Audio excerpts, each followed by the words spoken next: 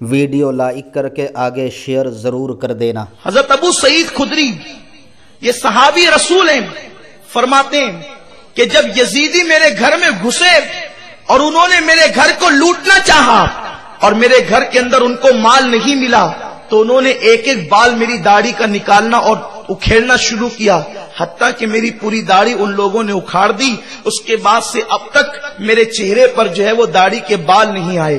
اور اس کے بعد یزیدیوں نے 3 دن تک مسجد نبوی شریف کے اندر کسی کو داخلے کی اجازت نہیں دی۔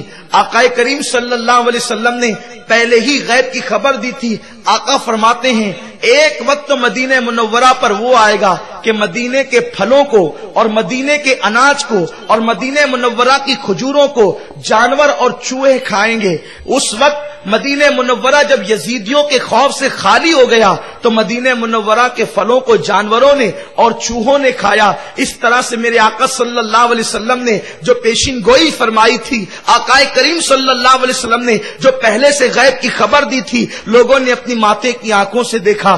پھر کیا ہوا؟ مدینہ طیبہ کے اندر مسجد نبوی شریف، وہ مسجد نبوی شریف بخاری شریف کی حدیث سے آقا فرماتے ہیں کہ میرے ممبر اور میرے گھر کے درمیان کی جو جگہ ہے وہ جنت کے کیاریوں میں سے ایک کیاری ہے۔ آقا ارشاد فرماتے ہیں میرا ممبر حوض کوثر پر ہے، جو جنت کی کیاریوں میں سے کیاری ہو۔ آقا کا ممبر حوض کوثر پر ہے۔ یزیدیوں نے وہاں پر گھوڑے باندھے، اپنے جانور باندھے۔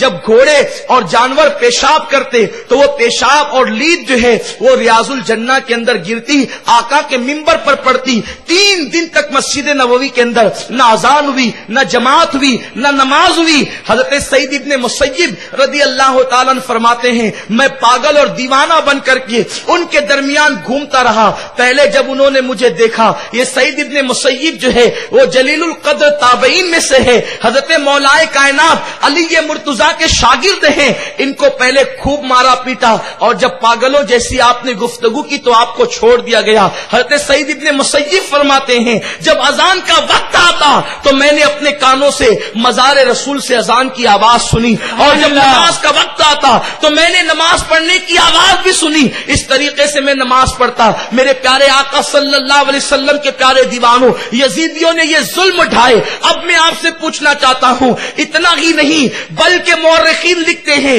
علامہ طبری لکھتے ہیں 1000 کنواری لڑکیوں سے زنا کی وجہ سے ناجائز بچے تولد ہوئے، ناجائز بچے پیدا ہوئے۔ اور اس کے بعد پھر کیا ہوا؟ میرے پیارے آقا علیہ الصلوۃ والتسلیم کے پیارے دیوانوں، مدینہ منورہ کے اندر ایک وادی ہے، وہاں پر لوگوں کو قتل کیا گیا، چھری سے ذبح کیا گیا، تلواروں سے شہید کیا گیا۔ اور پھر اس کے بعد وہاں پر تقریباً 700 صحابہ کو شہید کیا گیا۔ یزیدیوں نے صرف ایک امام حسین کا قتل نہیں کیا، 700 صحابہ کو شہید کیا۔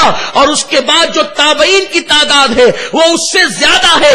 آپ غور فرمائیں، 700 صحابہ کو شہید کروانے والا یزید ہے، رسول اللہ کے کنبے کو ختم کروانے والا یزید ہے۔ اس کے باوجود بھی ان کلمہ پڑھنے والوں کو شرم آنی چاہیے کہ جو یہ کہتے ہیں کہ یزید جنتی ہے، حدیث قسطنطنیہ کی بنیاد پر یزید جنت میں جائے گا۔ نادانو، اگر تمہیں شرم نہیں ہے اور اہل بیت سے محبت نہیں ہے تو تم تو یہ صحابہ کی عظمت کے دعوے دار بنتے ہو، عظمت صحابہ کا نعرہ لگاتے ہو۔ جس شخص کے کہنے پر 700 صحابہ کو شہید کیا گیا ہو، حضرت ابو سعید خدری جیسے کو تماچے لگائے گئے ہو، ان کی داڑھی نوچ لی گئی ہو، یہ سب تو یزید کے حکم پر کیا گیا۔ اتنا ہی نہیں، تم تو کم سے کم مسجد و محراب کے ٹھیکیدار بنے ہو۔ مسجد نبوی شریف جس کے اندر ایک رکعت کا ثواب 50,000 رکعت کے برابر ہے۔ اللہ اکبر۔ اس مسجد کے اندر گھوڑے بندوائے گئے، اس مسجد کے اندر گھوڑوں سے پیشاب کروایا گیا،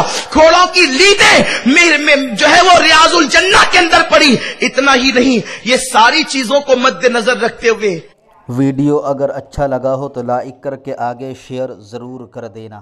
اللہ حافظ۔